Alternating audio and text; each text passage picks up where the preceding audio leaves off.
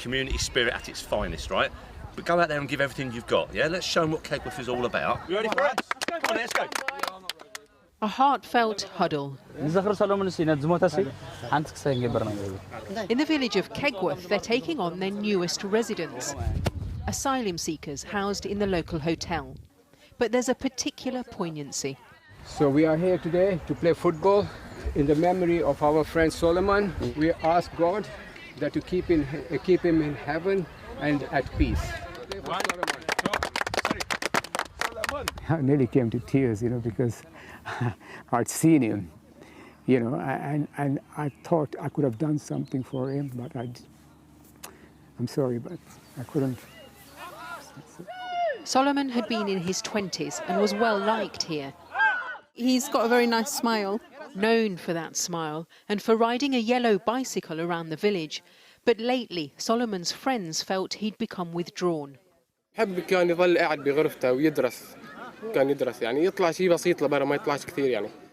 Abdulaziz had befriended him after they crossed the channel together on the same small boat.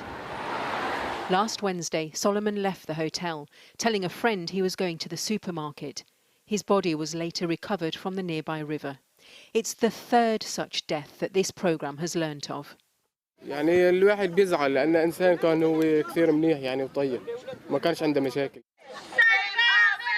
The arrival of the asylum seekers led to angry protests by some in the village.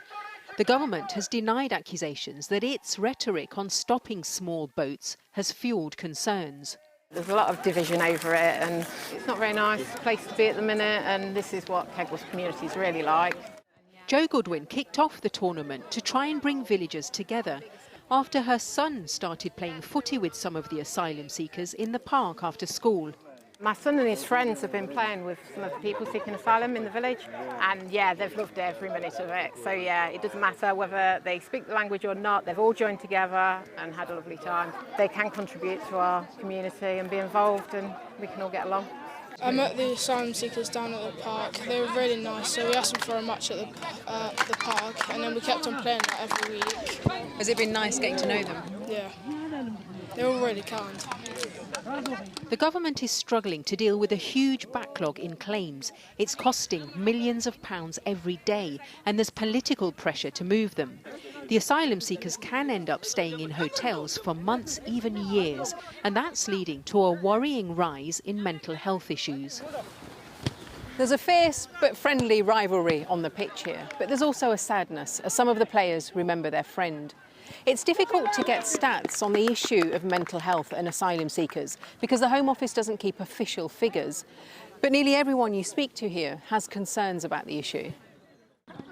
In the long shadow of the cricket ground, Nashad Ali is affectionately known as Uncle. He's been organising village matches between teams of asylum seekers from local hotels. Some of them very, 18, 19, very young.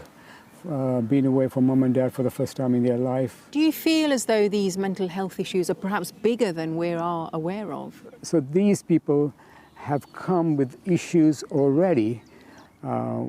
We have got loneliness, depression, anxiety, panic attacks.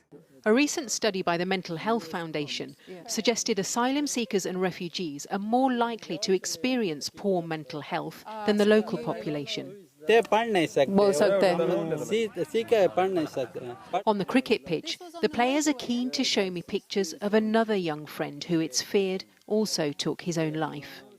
Amir was found on the slip road of the M1 after having left his hotel room in the early hours of the morning. He was the one who always coming to my room, and he was just like my little brother. He was a good guy, yes. Shamshul fled the Taliban in Afghanistan. He says he's grateful to be housed here, but life in one room can be very different to how it's sometimes portrayed. Since 2 years I'm away from my family, and sometimes I'm trying to talk with the British people in the city or outside. The only thing that they don't like to talk with the strange people. I myself experience this loneliness. That's why we feel lonely. There is no one that we can spend time with. Trying to combat that loneliness through the love of the game, the village team will continue to support their new neighbours, caught up in a political row about immigration, with no idea how long their match will go on.